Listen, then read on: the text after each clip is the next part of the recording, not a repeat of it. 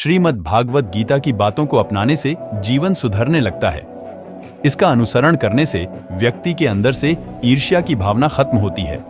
आइए जानते हैं श्री कृष्ण के उपदेशों के बारे में।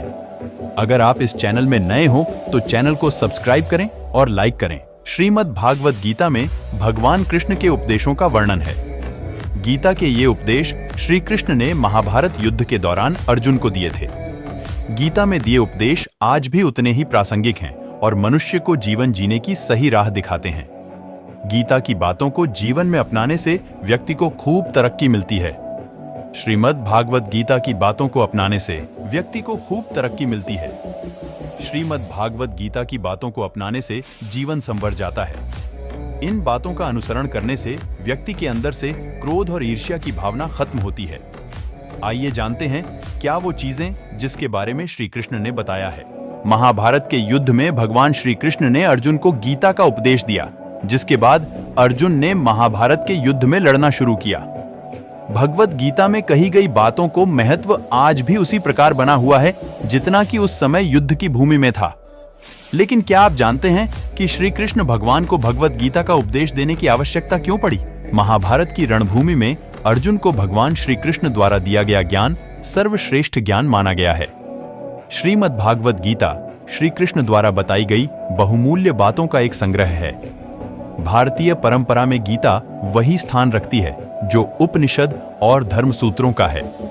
भगवान श्री कृष्ण के द्वारा दिए इस ज्ञान के कारण ही अर्जुन युद्ध के लिए तैयार हो।